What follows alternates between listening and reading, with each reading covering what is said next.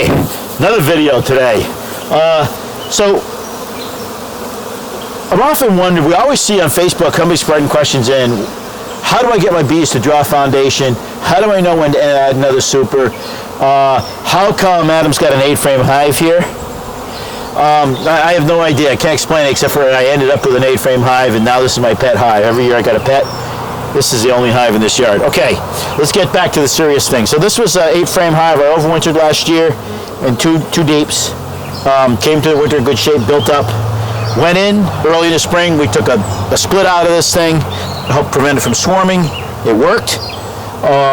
In early May, I added this first honey super right here, which was of drawn comb, and they proceeded to go into it and start filling it with honey. A few weeks later, they needed another super. I added a super of foundation. A few weeks later, they needed another super. I added a super of foundation. I checked this hive yesterday. They need another super, so I came up this morning and added a third super of foundation on here. And I got to thinking this was a good opportunity to show when you should add another super and the reasons behind why we do this, and whether or not to add foundation. The reason I'm adding foundation is because I've got a strong colony, I've got a colony that's drawing foundation, and I'm out of drawing comb. So all these things put together, that's why I'm doing it. So got a good nectar flow on today. I am expecting that it's from Staghorn sumac. And therefore I can anticipate a week or so of sumac flow, maybe more. In this particular yard here in Brooklyn, Connecticut, at times we get a little bit of purple loosestrife honey come in, so that's another reason to keep adding super. So I'm just going to take this super off. This is a super of foundation that I put on this morning about 6 o'clock in the morning, and there are bees in it already, but I'm sure they haven't drawn anything. So I'm just going to set this aside, and I'm going to show you the conditions inside here. So, I got a bee that just stung me on the ear. That always feels good. Okay.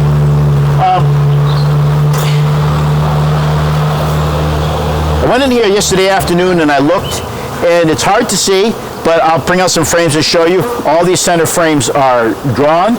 They're full of nectar. They're starting to cap them. I went towards the outside, and the last frames are mostly drawn. They're filling them up with nectar. There's a lot of activity in them.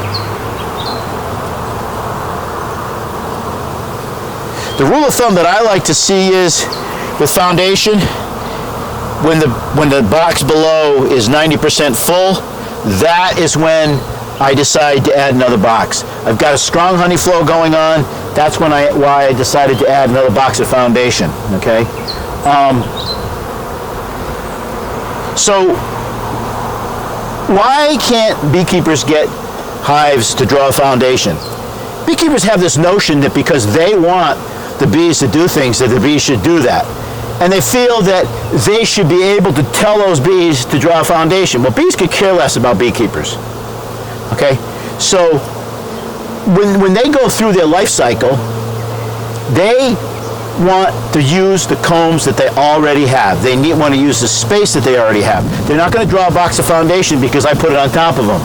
They're going to draw a box of foundation when and only when they need the additional room. Okay?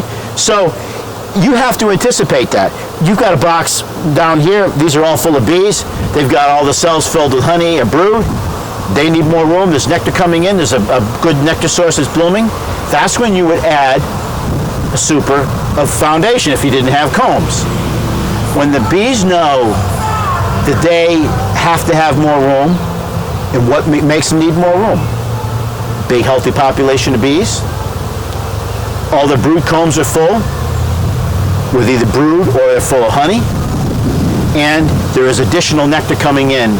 And I believe also daylight length has a lot to do with it. When you get towards the end of the season, we get into September, you can jump up and down. You can't get them to draw a foundation. You're just going to pack out the brood nest, okay? But right now, this is the 23rd, I believe, of June, and we've got a good spring nectar flow on. This hive has got 3 8-frame supers, mostly full of honey. Let me see if I can find one that's capped in the middle here.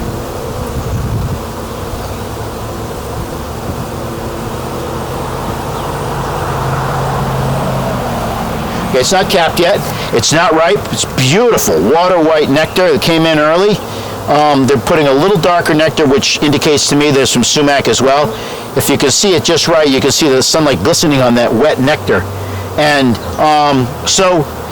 but they're really out of room in this hive. And if the nectar flow continues, what they will do is they will push down.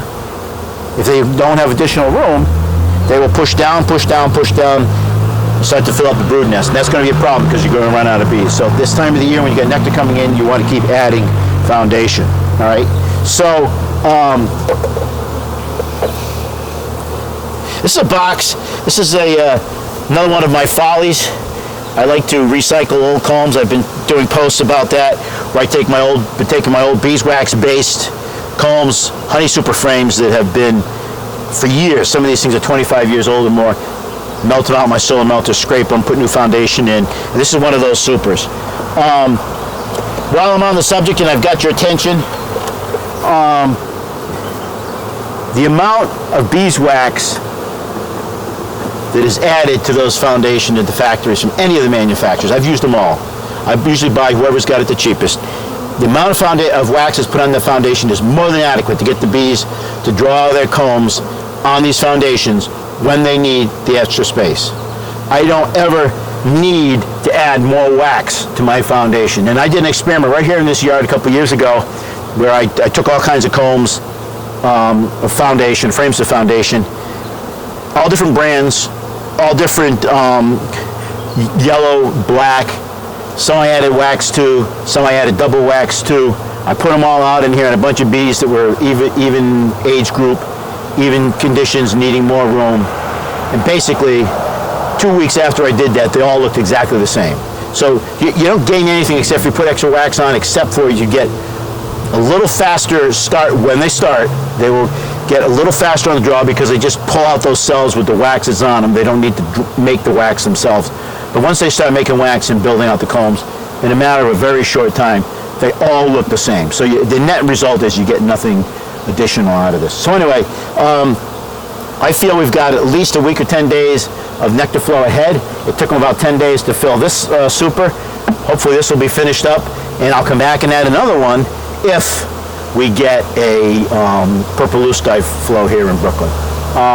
So that's about it. This is my pet hive, 8 frame. I think I'm going to put a few more out here just because I really need to have more complication in my life. So I need to have all of these 8 frame boxes to mess with when I've got 300 hives that are 10 frame boxes. So I'll keep you informed. I'll put some pictures up.